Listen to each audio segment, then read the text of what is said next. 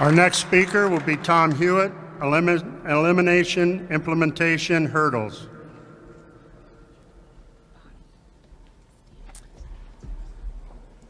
I would like to thank you for the invitation to speak from my heart.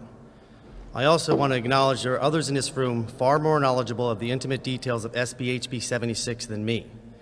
They each present their points far better than I could. That said, I'm not here to talk about the details of SB HB 76. I'm here to talk about why their valid points and even the voters are being ignored by many of our elected legislators.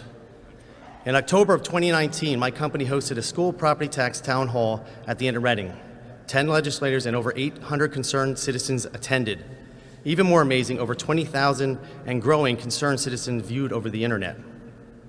Along with the tax elimination demand, the clear message left with our legislators at the event was the importance to publicly introduce legislation that places low limits on how much PACs can donate to any political campaign in the Commonwealth.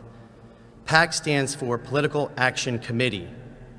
Originally, PACs were created in order to circumvent a federal law which prohibits both unions and corporations from donating directly to political campaigns.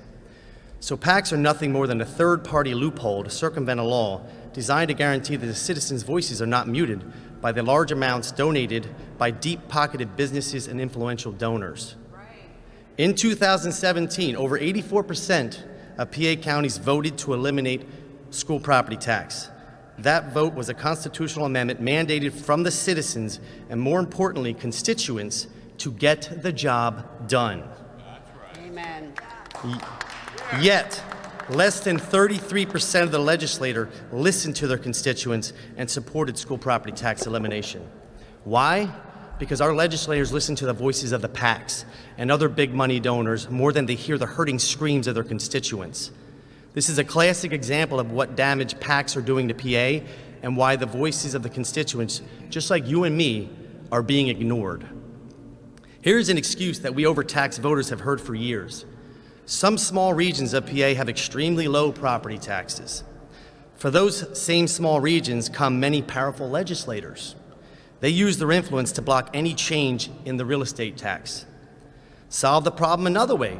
Change the school funding formula to correct this unfair imbalance. But it is obvious that it is not politically important to our legislators to do so. My guess is the PAC money was too good. Let me repeat why this excuse is not valid. 84% of PA counties, including those with low property taxes, voted for elimination. Then how can small regions with lower property taxes be an honest excuse, especially when the legislators could have spoken out about the unbalanced state school funding and did something about it? It is their job.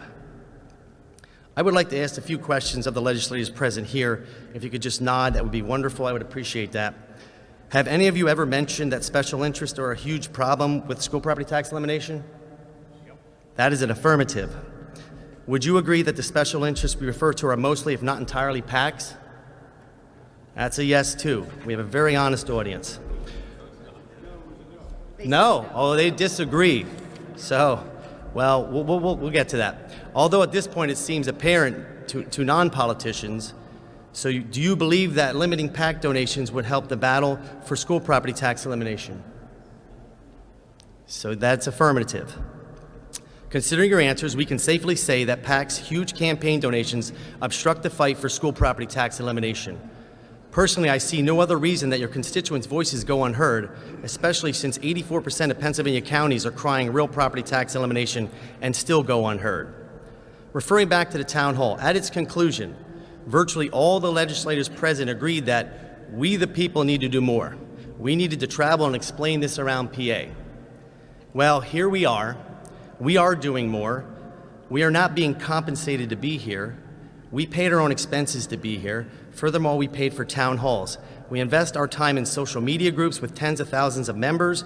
We created watchdog committees. We published newsletters with watchdog results. I think we already have done plenty. And we will do more until we are heard. We need you to write legislation with the following guidelines to get us there. Number one, we need low limits placed on PACs. We are one of 9 states who have not placed limits on PACs. According to some reports, Pennsylvania is the 5th most politically corrupt state in the United States. I suggest there's a correlation between PACs and corruption. Number two, we need limits placed on how much a single candidate can receive in total contributions for a single election. A good example of this is Governor Wolf. Does he really need $73 million in his campaign fund? Wow, $73 million for a $200,000 a year job. Number three, why are legislators making campaign appearances during session? Session is when legislators are to be working for the people.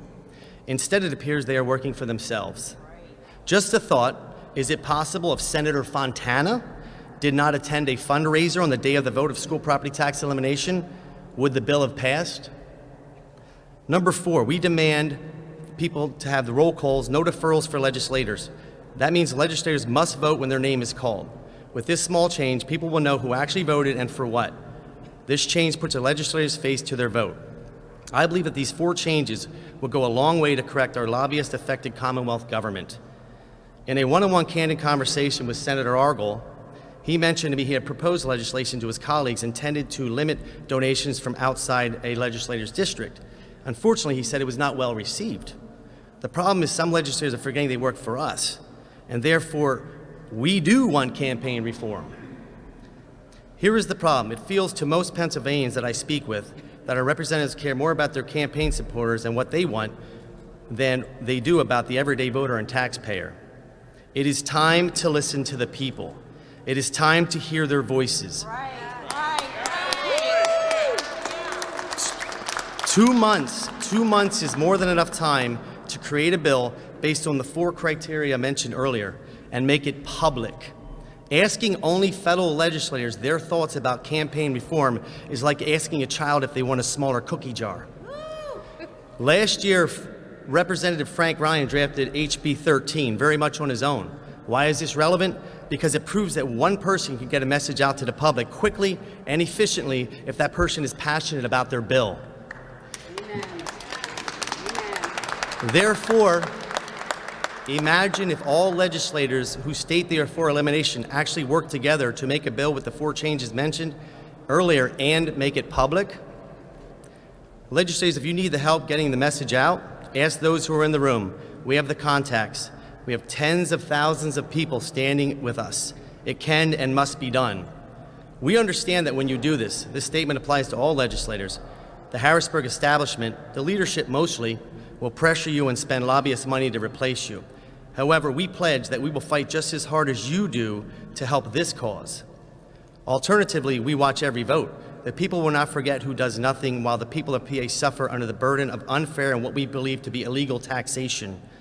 Is this harsh? Absolutely. At this point, it needs to be.